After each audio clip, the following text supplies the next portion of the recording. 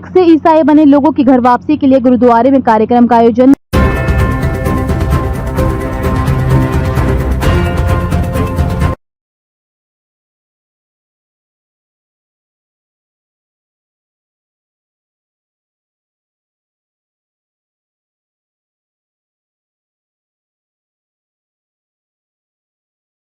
नेपाल सीमा से सटे जनपद पीलीभीत के गांव में सिख से ईसाई बने लोगों की घर वापसी के लिए गांव में बने गुरुद्वारे में कार्यक्रम का आयोजन किया गया।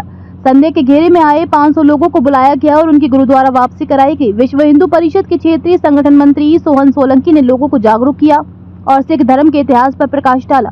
गुरुद्वारा नानक नगरी के प्रबंध कमेटी के अध्यक्ष महेंद्र सिंह ने बताया कि गाँव के लगभग 500 लोग संदेह के घेरे में है क्योंकि वे काफी समय से गुरुद्वारा नहीं आ रहे हैं। उन्हें बुलाया गया है, सबको गुरुद्वारे में वापसी कराई जा रही है। सिंह है।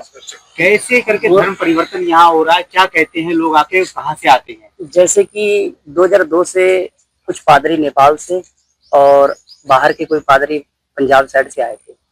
वो लोग एक स्टार्टिंग क्या करते हैं, एक चंगियाई सभा, जैसे कहते हैं कि हम प्रार्थना करेंगे, तुम्हारी बीमारी सही हो जाएगी, तुम्हें जो पैसा आने लगेगा, हम कोई तुम्हारी मदद करेंगे, तुम्हारा लड़का या लड़की विदेश भेज देंगे, ऐसा एक प्रलोभन देते हैं जो कि झूठा है। और जब ये धर्म परिवर्तन करा देते हैं उसके बाद कुछ नहीं देते और जिनका होता है वो सिख रोते रहते हैं। और जब वापिस आते हैं, आना चाहते हैं, तो उनको क्या कहा जाता है, यदि तुम वापिस गए तो तुम्हारे घर पर बहुत बड़ी घटना हो जाएगी, या तो तुम्हारा एक्सीडेंट हो जाएगा या तुम्हारे घर का कोई सदस्य मर जाएगा। कितने लोग हो चुके हैं इसमें? लगभग 2500 से लेकर 3000 लोग जो कन्वर्जन हो चुके हैं, जो कि पहले पूरी हमारे जो क्षेत्र है टाटरगंज, बम्बनपुर, भगीरथ और बैला, इसमें सिखों की पूरी बिल्कुल 100% सिख थे। और ये कितने सिख रहते होंगे इस साइट में? लगभग 22 से 30 हजार की गिनती में सिख रहते हैं। और ये हमारा क्षेत्र जो है नेपाल बॉर्डर से सटा हुआ है, बिल्कुल जीरो लाइन पे हम लोग रहते हैं।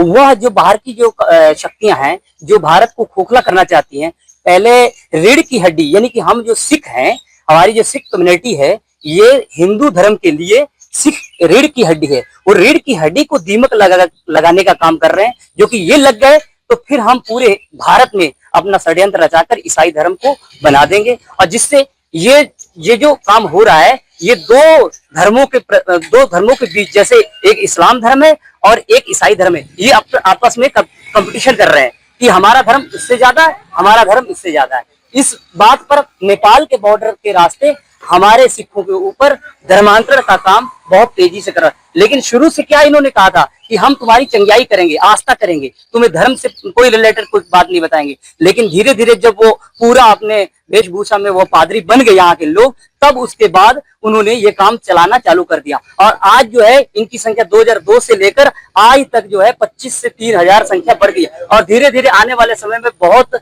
बड़ी कठिनाई का सामना करना पड़ सकता है। और कोई ऐसी कोई गतिविधि जो नेपाल बॉर्डर से इंडिया की तरफ हमारी गतिविधि को भी कोई न कोई खमियाजा भुगतना पड़ सकता है। धन्यवाद। इसमें जो हमारे बेलहा, भवनपुरी, भगीरथ और टाटरगंज 3 गांव है, उस पर हम लोग अपनी टीमें भेजी हैं। पूरा वहाँ पर वो लोग जा करके सोशल ऑडिट कर रहे हैं, लोगों से मिल रहे हैं, पूछ रहे हैं, अगर कोई समस्या है तो उसका समाधान कर रहे हैं। फिलहाल तो ऐसी कोई बात नहीं है, लेकिन फिर भी हम लोग बहुत ही गहनता से उसका परीक्षण कर रहे हैं। और इस तरह की कोई भी बात आती है तो हम लोग उनके खिलाफ बहुत कठोर कार्रवाई करेंगे।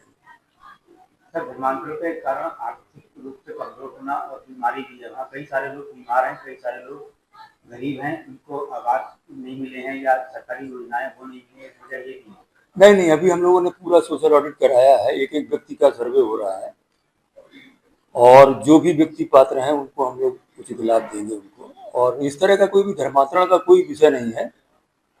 ये जरूर है कि कुछ एक्टिविटी हो रही थी, पूर्व में हुई है, तो उन पर हम लोगों ने नज़र रखे हुए हैं। LIU टीम हमारी काम कर रही है, पुलिस काम कर रही है। तो अगर कोई ऐसा संदिग्ध व्यक्ति मिलता है, कोई बात होती है, तो हम लोग उनके खिलाफ कठोर कार्रवाई करेंगे।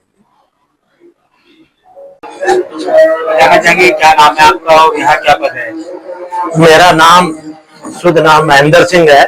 मैं गुरुद्वारा प्रबंधक कमेटी का अध्यक्ष हूँ और मैं इस टाटरगंज गुरुद्वारे का प्रबंधक हूँ। आज कार्यक्रम चल रहा है, किस तरह का कार्यक्रम है?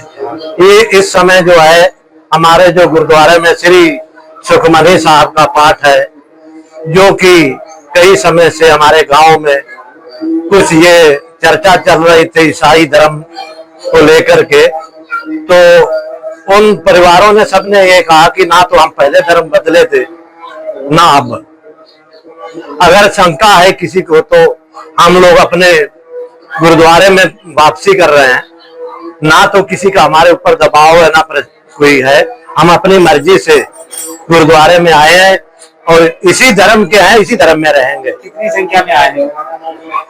अब ये तो लगभग होंगे 100-150 लोग होंगे। ये कह रहे हैं कि बहुत टाइम से गुरुद्वारे में ये लोग नहीं आ रहे थे। कुछ बात तो ऐसी ही थी, ऐसा नहीं कि नहीं, लेकिन वो बात नहीं है जो आम चर्चा चल रही है कि इन्होंने धर्म छोड़ दिया या दूसरे किसी धर्म में चले गए, वो नहीं। तो फिर क्यों बात उठ रही थी? तो इसी बात को लेके उठ रही थी कि ये लोग आ नहीं रहे थे। हाँ जी, ये कुछ लोग जो है थोड़ा ऐसी गतिविधियां हैं जो नेपाल के रास्ते यहाँ पे होती है, नेपाल से कुछ पादरी लोग आते हैं, क्या स्थानीय कुछ है ऐसा? इसकी हमको जानकारी नहीं है, हम झूठी किसी को अफवाह नहीं दे सकते कि नेपाल से आए हैं या नहीं आए। आते हैं क्षेत्र में लोग? वैसे तो हम आते जाते हैं लोग, क्योंकि बॉर्डर खुला है, हर तरह से हमारे लोग उधर जाते हैं, वो इधर आते हैं, तो वैसी कोई बात नहीं। पीछे जो गांव है बेला उला, मैंने देखा कई जगह प्लस के चिन्ह बने हैं, वो क्यों बने हैं? जबकि अब ये तो जो उसको मानते वही, लेकिन हमारी समय से जो प्लस का चिन्ह बना वो तो वही उसी का है। और अब भी हम लोगों के कहने पर भी कुछ लोग जो है मोटरसाइकिल या किसी वाहन पे कुछ लोग लगा रखे हैं, अपने शौक से लगा रखे हैं या धर्म की वजह से लगा रखे, इसकी हमको पक्की जानकारी नहीं है।